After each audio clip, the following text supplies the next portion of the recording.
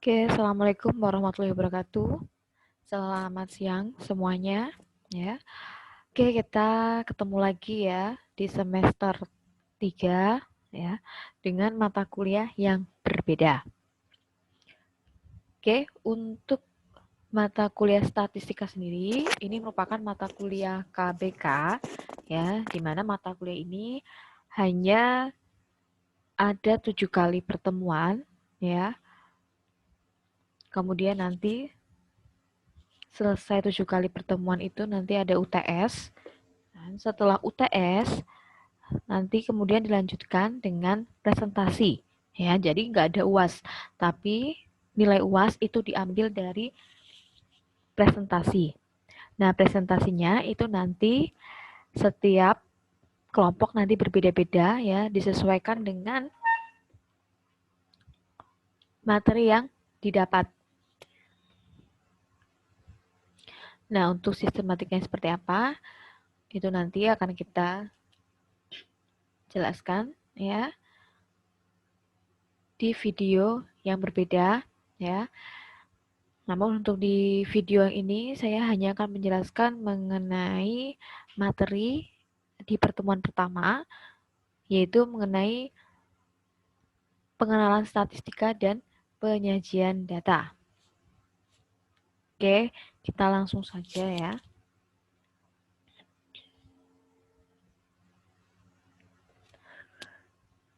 Oke, apa sebenarnya tujuan kita mempelajari statistika?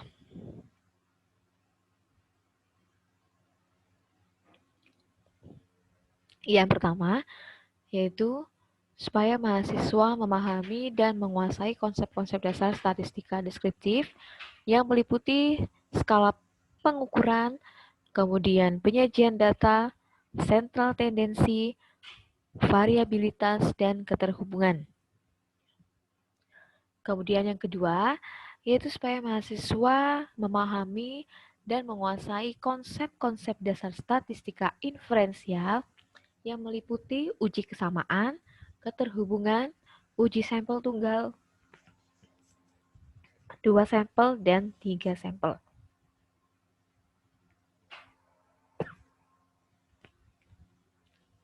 Dan yang ketiga, tujuannya adalah supaya mahasiswa bisa memahami dan menguasai konsep-konsep dasar, mampu menyajikan dan mengolah data statistik melalui media kalkulator dan komputer. Nah, untuk statistika sendiri ya nanti ada software yang harus kalian install dan gunakan ya, yaitu kita nanti akan menggunakan Excel dan SPSS ya. Kalau Excel semua pasti sudah ada ya. Sedangkan untuk SPSS nanti silahkan dicari dan diinstal ya, karena nanti yang akan kita gunakan adalah 2 macam software.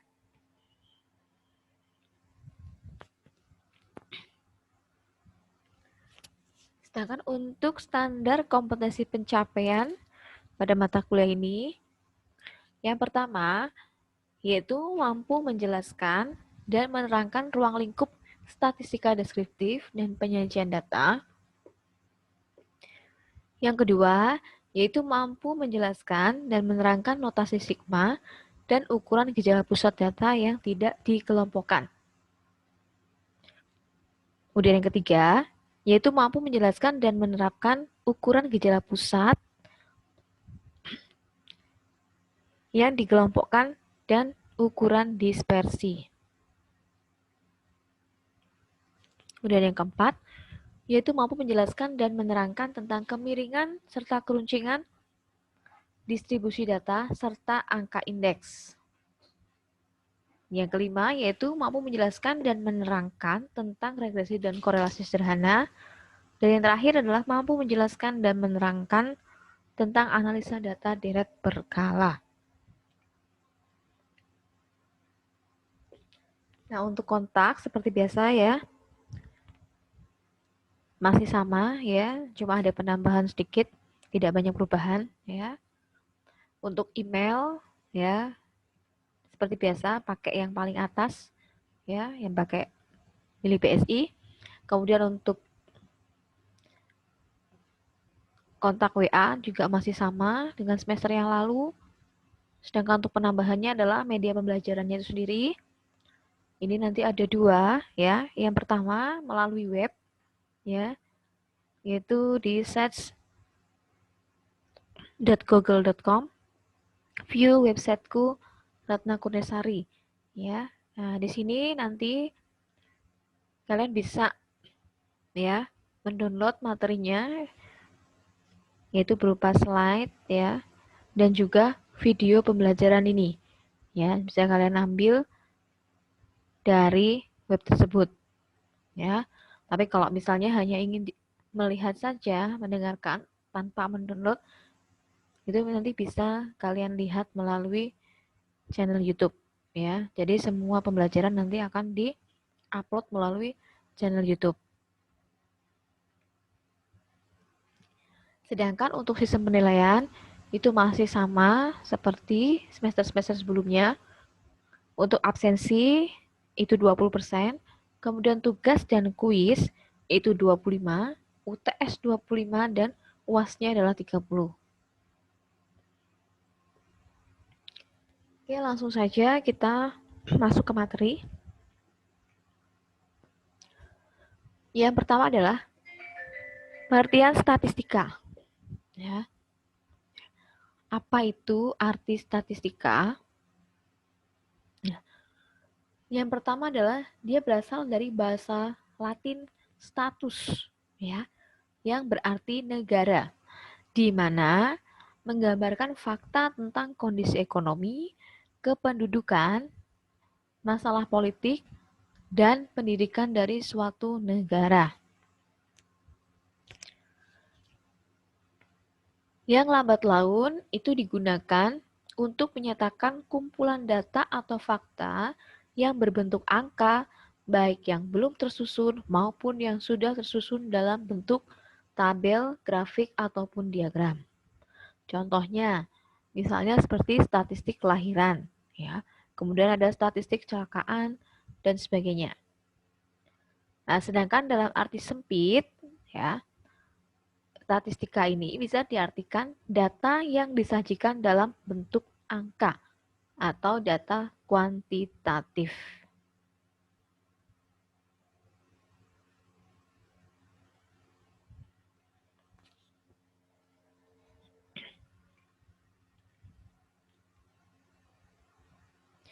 Sedangkan arti statistika secara luas ya, ini meliputi beberapa. Yang pertama yaitu pengumpulan data. Ya. Di dalam statistika, pengumpulan data ini ada 2 cara, yaitu bisa menggunakan cara sensus dan juga cara sampling. Ya. Sedangkan untuk penyusunan datanya ini melalui tahapan ya, seperti mengedit, kemudian mengklasifikasi dan juga tabulasi data. Dan untuk penyajian datanya ini bisa disajikan dalam bentuk tabel, grafik maupun diagram. Ya. Sedangkan untuk analisis data, nah ini memperoleh gambaran dari gambaran keseluruhan dari data yang terkumpul. Ya. Dan untuk interpretasi datanya yaitu guna memperoleh kesimpulan yang benar.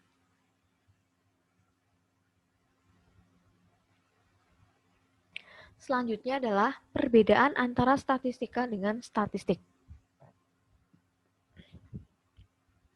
Mungkin kalian pernah dengar ya, ada orang yang menyebutnya statistika, ada juga yang mengatakan statistik. Sebenarnya apa sih bedanya? Kalau statistika ini adalah ilmu yang mempelajari proses mengumpulkan, menata, menyajikan, menganalisis, dan menginterpretasikan data menjadi informasi untuk membantu pengambilan keputusan yang efektif. Ya. Sedangkan kalau statistik itu adalah hasil dari proses pengolahan dan analisis data hingga penarikan kesimpulan dari data dalam bentuk nilai-nilai ukuran. Ya. Jadi bisa dilihat bedanya adalah kalau statistika itu ilmunya, sedangkan untuk statistik itu adalah hasilnya. Ya, jadi ada perbedaan.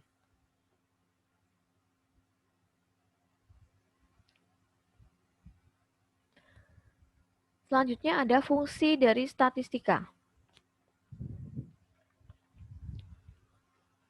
Yang pertama, fungsinya adalah sebagai bank data. Maksudnya apa bank data itu? Yaitu menyediakan data untuk diolah dan diinterpretasikan supaya dapat digunakan untuk menerangkan keadaan yang perlu diketahui atau diungkap. Kemudian yang kedua, fungsinya adalah sebagai quality control, yaitu untuk membantu standarisasi dan sekaligus sebagai alat pengawasan. Dan yang ketiga, yaitu sebagai analisis. Ya. Maksudnya adalah untuk membantu standarisasi dan sekaligus sebagai alat pengawasan.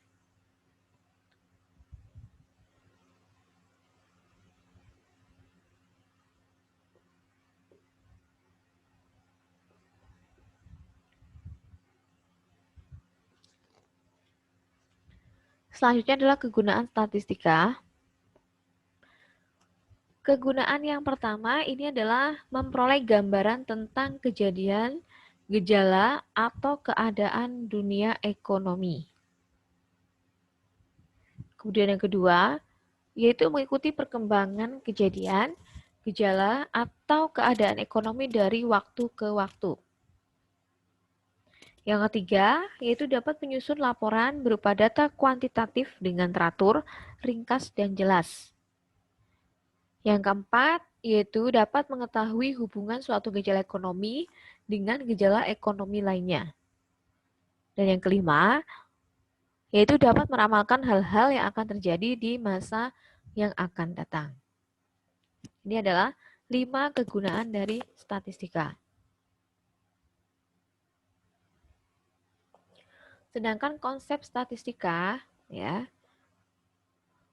ini kegiatannya meliputi mengumpulkan data, kemudian menyusun data, menyajikan data, menganalisis data dengan metode tertentu, dan menginterpretasikan hasil analisis. Ya, di mana ini semua mengacu pada kegunaan. Dan di dalam statistika ini, ya, ini dibedakan ada statistika deskriptif dan statistika inferensi. Ya, bedanya apa? Kalau statistika deskriptif ini berkenaan dengan pengumpulan, pengolahan, dan penyajian sebagian atau seluruh data untuk memberikan informasi tanpa pengambilan kesimpulan.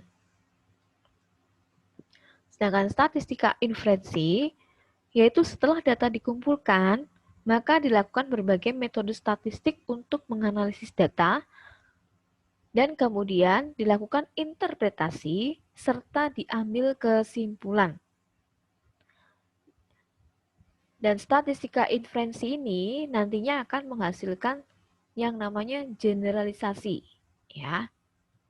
Nah, generalisasi ini terjadi apabila sampelnya ini adalah representatif.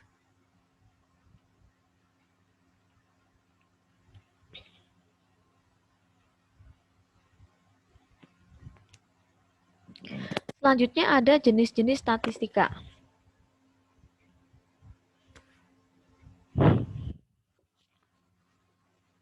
Yang pertama adalah ada statistika deskriptif dan yang kedua ada statistika induktif. Nah, yang masuk kategori deskriptif ini seperti penyajian data, ukuran pemusatan, ukuran penyebaran, angka indeks, deret berkala dan peramalan. Ya. Sedangkan untuk statistika induktif ini meliputi probabilitas dan teori keputusan, kemudian metode sampling, teori pendugaan, pengujian hipotesa, regresi dan korelasi, serta statistika non-parametrik. Nah, di antara dua jenis statistika ini, nah yang akan kita pelajari di sini adalah statistika deskriptif. Sedangkan untuk statistika induktif, yang kita pelajari hanya satu, yaitu regresi, dan korelasi.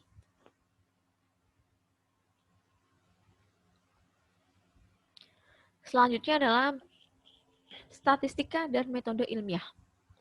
Apa sih itu metode ilmiah? Nah, yang dimaksud dengan metode ilmiah di sini adalah salah satu cara yaitu mencari kebenaran yang apabila ditinjau dari segi penerapannya, resiko untuk keliru itu paling kecil. Ya. Nah, di mana langkah-langkah di dalam metode ilmiah itu terdapat 5 macam. Yang pertama adalah merumuskan masalah, kemudian yang kedua melakukan studi literatur, yang ketiga yaitu membuat dugaan-dugaan, pertanyaan-pertanyaan atau hipotesis, kemudian yang keempat yaitu mengumpulkan dan mengolah data, menguji hipotesis atau menjawab pertanyaan, dan yang terakhir adalah mengambil keputusan. Nah, yang nomor 4 ini, ini masuk pada peran statistika. Ya, di mana di dalam peran statistika ini meliputi ada instrumen, kemudian sampel, sifat data, variabel, dan metode analisis.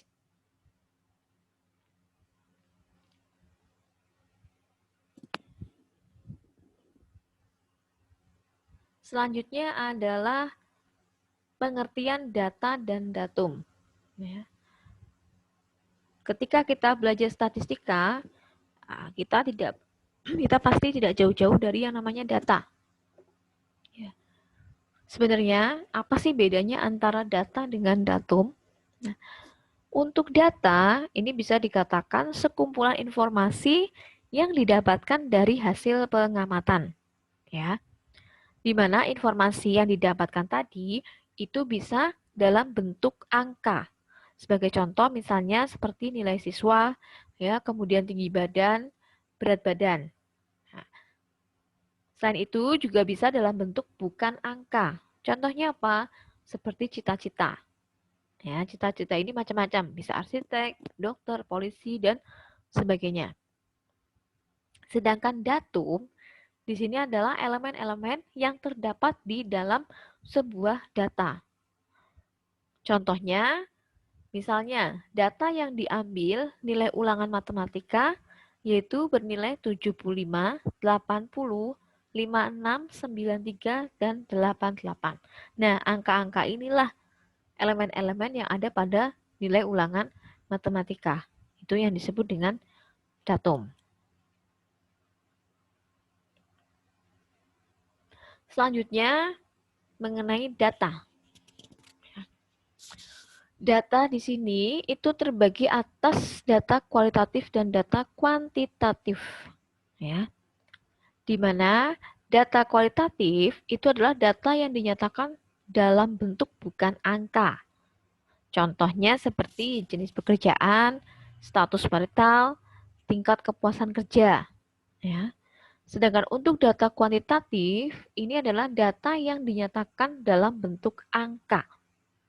Contohnya seperti lama bekerja, kemudian jumlah gaji, usia, hasil ulangan, ya, ini semua masuk kategori data kuantitatif.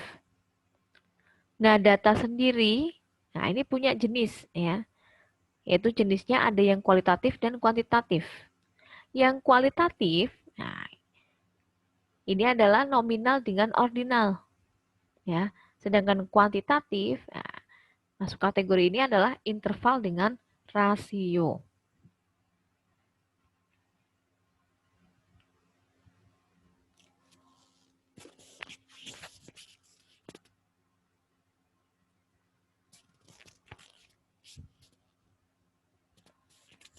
Yang pertama adalah jenis data kualitatif. Ya. Tadi yang masuk kategori jenis data kualitatif yaitu nominal. Ya. Cirinya apa?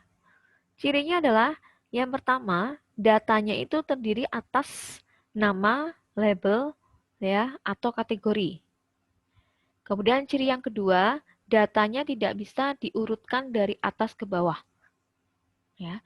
Kemudian yang ketiga, yaitu tidak bisa dilakukan operasi matematika. Ya. Contohnya apa? Nah, contohnya yaitu seperti jenis kelamin, ya, jenis pekerjaan, ya. Kemudian kalau kita pernah melihat kuesioner, ya, lembar kuesioner, itu biasanya ada pilihan ya, tidak tahu, ya, atau baik, ya, baik sekali, cukup, kurang, kurang lebih seperti itu. Sedangkan untuk yang ordinal, itu punya ciri yang pertama adalah data yang diperoleh dapat disusun dalam urutan tertentu, tetapi selisih nilainya itu tidak bisa ditentukan atau tidak bermakna. Sedangkan yang ciri yang kedua, yaitu tidak bisa dilakukan operasi matematika, ya, baik itu penjumlahan, pengurangan, pembagian, perkalian, itu tidak bisa. Dan contohnya itu adalah kepuasan kerja, motivasi, ranking, ataupun nilai.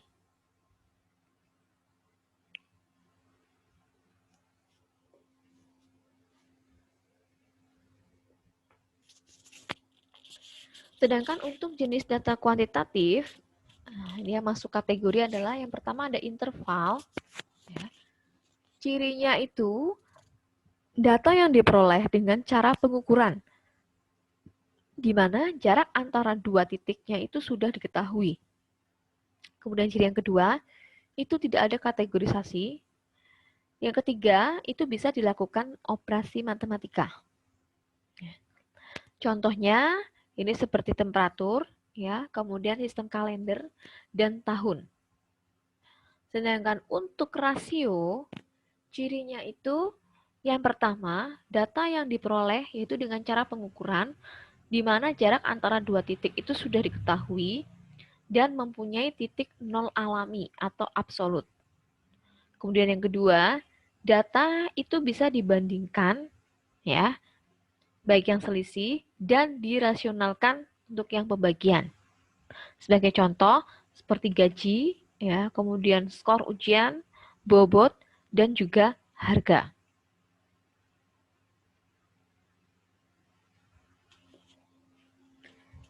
Selanjutnya ada jenis data dari cara perolehannya.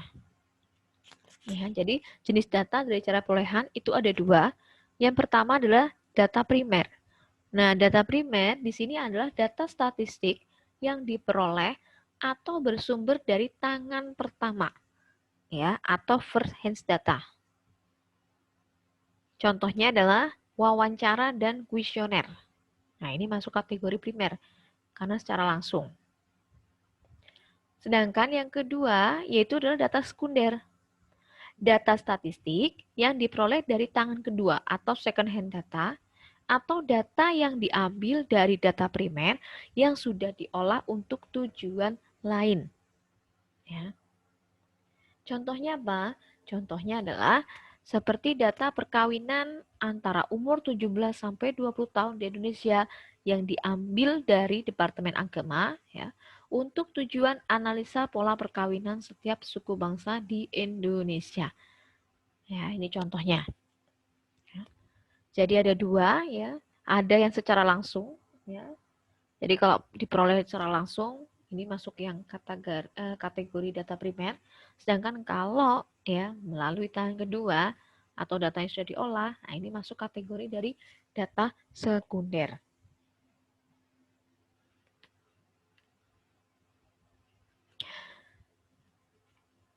Selanjutnya adalah jenis data dari segi waktu pengumpulan. Kalau dari segi waktu pengumpulan, ini dibedakan menjadi data cross section, ya, yaitu data yang dikumpulkan pada satu waktu tertentu yang bisa menggambarkan keadaan atau kegiatan pada waktu tersebut. Sebagai contoh misalnya jumlah warga DKI Jakarta menurut asal dan agama pada tahun 2011. Sedangkan yang kedua adalah data time series. Nah, kalau time series ini adalah data yang dikumpulkan dari waktu ke waktu. Sebagai contoh, ini misalnya adalah data angka kematian dan kelahiran dari tahun ke tahun di Indonesia yang cenderung membesar atau mengecil.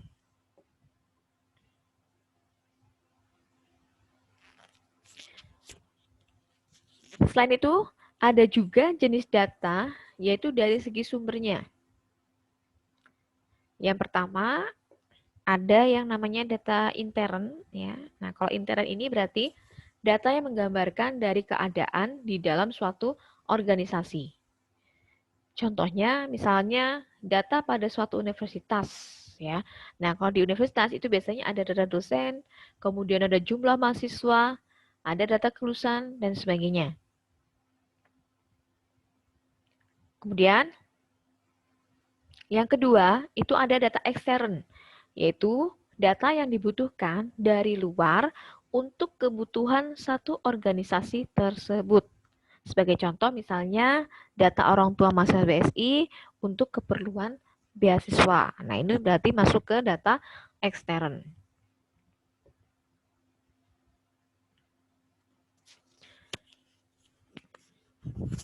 Kemudian ada juga yang namanya sumber data statistika.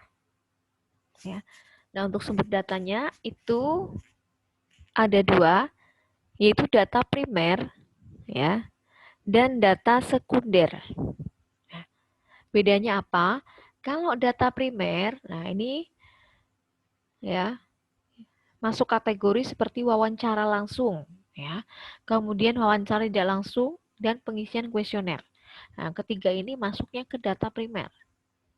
Sedangkan untuk data sekunder, nah ini melalui pihak kedua ya. Jadi datanya itu berasal dari pihak lain, tidak secara langsung. Contohnya apa saja? Nah, misalnya datanya berasal dari BPS, yaitu Badan Pusat Statistik. Nah, kemudian dari Bank Indonesia, World Bank, ya, IMF, FAO, dan masih banyak lagi.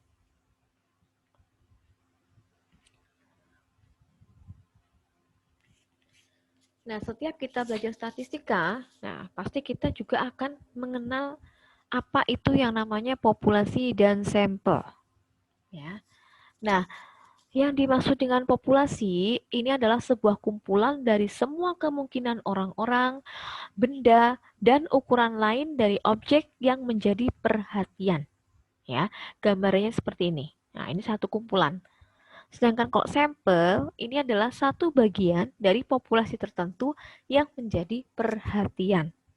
Jadi kalau populasi itu keseluruhan ini, kalau sampel itu hanya diambil sebagian dari populasi. Kemudian apa bedanya antara populasi dengan sampel? Nah, bedanya antara populasi dengan sampel, yang pertama, kalau populasi itu merupakan satu kumpulan objek yang lengkap dan jelas yang ingin dipelajari sifat-sifatnya. Sedangkan kalau sampel itu adalah himpunan bagian dari satu populasi. Kemudian perbedaan yang kedua, yaitu kalau di populasi itu ukuran atau besaran yang dihitung ya dari populasi itu dikenal dengan istilah parameter ya. Sedangkan kalau di sampel, ukuran atau besaran yang dihitung dari sampel ini dikenal dengan istilah statistik ya. Nah, jadi beda. Kalau dihitungnya berdasarkan populasi itu namanya parameter, tapi kalau dihitungnya berdasarkan dari sampel itu namanya statistik. Kemudian perbedaan yang ketiga yaitu pada populasi, apabila penelitian dilakukan terhadap seluruh populasi, maka dikatakan sensus. Ya. Sedangkan pada sampel, itu apabila penelitian dilakukan terhadap sebagian anggota populasi, maka disebut dengan sampling. Ya. Jadi kalau keseluruhan itu masuknya sensus, tapi kalau hanya sebagian, nah ini masuknya sampling. Ya. Nah, itu kurang lebih perbedaan antara populasi dengan sampel. Selanjutnya ada macam-macam teknik sampling. Ya. Yang pertama yaitu ada sampling acak sederhana. Maksudnya apa? Yaitu pengambilan sampel secara acak sehingga setiap anggota populasi itu mempunyai kesempatan yang sama untuk menjadi sampel. Ya. Contohnya seperti pada undian. Ini. Kemudian yang kedua, yaitu ada sampling sistematis. Maksudnya adalah mengambil sampel dari populasi dengan jarak atau interval tertentu yang meliputi waktu, ruang, ataupun urutan. Kemudian yang ketiga, itu ada sampling stratifikasi atau berlapis, yaitu mengambil sampel acak sederhana dari setiap strata atau lapisan populasi.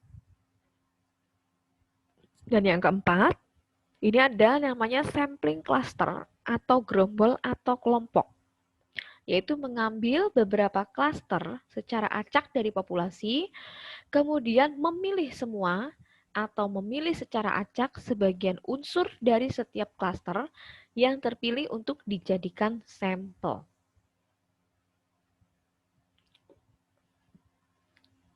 Oke, ya, itu tadi ada 4 macam.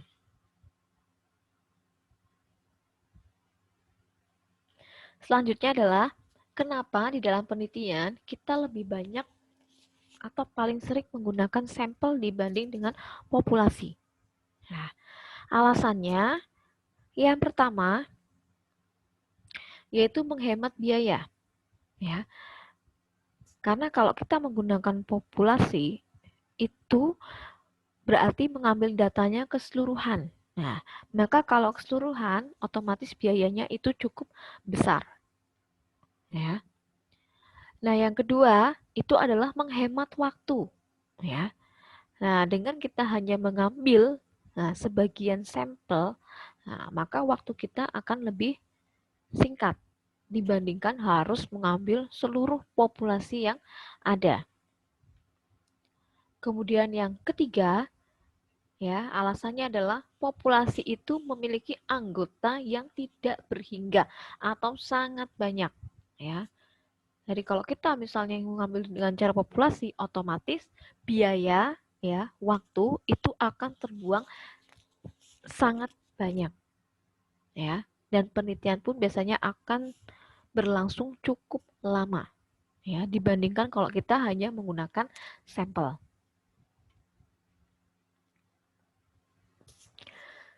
Selanjutnya adalah penyajian data.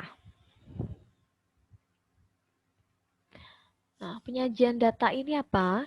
Penyajian data ini adalah cara yang digunakan untuk meringkas, ya, kemudian menata, mengatur, atau mengorganisir data sehingga data itu mudah untuk dimengerti oleh pihak-pihak yang berkepentingan dengan data tersebut. Ya, jadi untuk penyajian data kita biasanya, ya, orang itu kadang melihat angka-angka itu lebih males, ya. Tapi kalau melihat bentuknya, ya, penyajian datanya dibentuk dalam bentuk tabel, grafik dan sebagainya, itu biasanya lebih nyaman, ya, atau lebih enak untuk dibaca.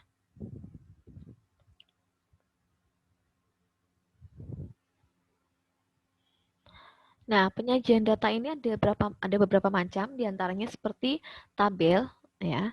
Nah, tabel ini adalah biasanya lebih banyak memberikan informasi secara rinci, di mana tabel itu biasanya terdiri atas kolom dan baris, ya.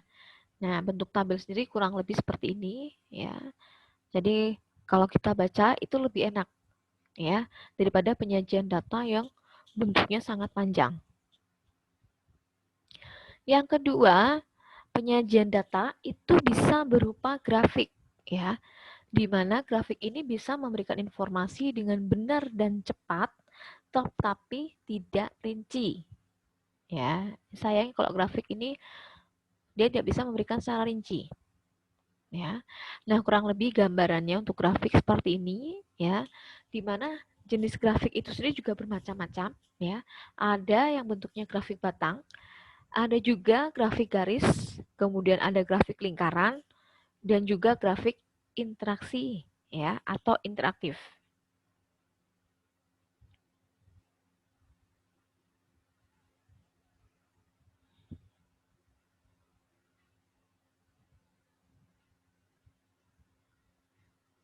Nah, untuk jenis grafik sendiri, nah ini ada beberapa, ya. Ini gambaran untuk grafik batang. Nah, kemudian ini ada grafik garis, bentuknya kurang lebih seperti ini. Kemudian untuk grafik lingkaran, bentuknya seperti pie ya. Dan yang keempat itu tadi grafik interaksi. Ini contoh-contoh bentuk grafik. Selanjutnya tadi selain ada tabel ya, kemudian grafik, ada juga yang namanya piktograf ya. Nah, penyajian data yang menggunakan piktograf ini biasanya menggunakan simbol-simbol yang disusun seperti balok ya. Jadi kurang lebih bentuknya seperti ini ya. Ini contoh penyajian data menggunakan piktograf. Oke. Bab 1 ya atau pertemuan 1 sudah selesai ya. Maka sebagai latihan, ini saya ada beberapa yang nanti dicoba ya, yaitu ada 3 macam kategori soal ya, nggak sulit ya, ini cukup mudah. Yang pertama yaitu kita diminta untuk identifikasi ya. Jadi identifikasi apakah nilai angka berikut sebagai parameter atau statistik ya. Jadi kita diminta untuk mengidentifikasi apakah nilainya itu masuk kategori parameter atau statistik. Ya, untuk kategori ini ada 3 soal. Yang pertama ini misalnya ya, Dewan Perwakilan Rakyat DPR RI saat ini terdiri dari 150 perempuan dan 350 pria. Nah, ini masuk mana? Masuk parameter ataukah statistik? Kemudian yang kedua, yaitu sebuah sampel mahasiswa diperoleh bahwa rata-rata waktu belajar mandiri mereka dalam seminggu adalah 15,2 jam. Nah, kalau soal seperti ini datanya ini masuk ke parameter atau statistik. Kemudian yang ketiga, yaitu dalam mempelajari semua penumpang Titanic yang berjumlah 2.223 orang, itu ditemukan 706 orang selamat pada saat kapal tenggelam. Nah, kalau ini masuk mana? Kategori parameter ataukah statistik? Itu soal pertama ya. Kemudian kategori soal yang kedua yaitu diminta untuk bedakan apakah nilai ya angka berikut itu sebagai data kontinu ataukah data diskrit. Ya. Yang pertama yaitu gaji yang diperoleh oleh pekerja Indonesia di luar negeri itu mencapai 3 juta rupiah setiap bulannya. Nah, ini masuk mana? Masuk kontinu atau diskrit. Kemudian yang kedua, dalam 1.560 orang pria yang disurvei, ditemukan 38% dari mereka adalah perokok aktif. Ya, ini juga nanti dipilih dia masuk kontinu atau diskrit. Dan yang ketiga, yaitu suatu sampel terdiri dari sejumlah mobil ditemukan bahwa rata-rata beratnya adalah 1.500 kg. Ya.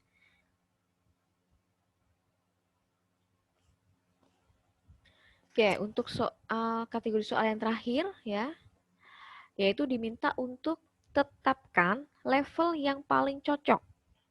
Yaitu ini masuk kategori nominal, ordinal, interval, ataukah rasio untuk pengukuran berikut.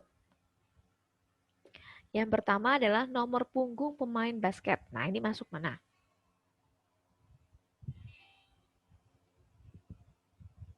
Kemudian, yang kedua adalah tinggi badan pemain sepak bola. Ya. Yang ketiga, yaitu nomor telepon pada buku telepon. Nomor 4, yaitu temperatur saat ini di dalam kelas. Yang kelima, yaitu majalah konsumen yang memberikan rating best buy, recommended, dan not recommended. Dan yang terakhir, yaitu rating suatu acara televisi. Ya, di sini ada fantastik, baik, cukup, kurang, dan tidak diterima. Ya, jadi soalnya tidak terlalu sulit ya. Kita hanya diminta untuk memilih ya, dia masuk kategori yang mana. Dan semua tadi sudah dijelaskan di awal ya, apa perbedaan tadi antara nominal, ordinal, interval, rasio, kemudian statistik, parameter, ya, dan sebagainya. Oke, jadi untuk pertemuan pertama, ya, selesai, ya. Nanti kita lanjutkan di pertemuan berikutnya minggu depan, ya. Nah, saya harap kalian semua bisa mengerjakan tugasnya dengan baik, ya. Seperti biasa, tugas dikumpulkan maksimal hari Sabtu, ya. Jadi sebelum pertemuan berikutnya berlangsung, ya. Dan untuk tugas diri seperti biasa nanti diupload melalui dua macam, ya. Yang pertama melalui e-learning, ya.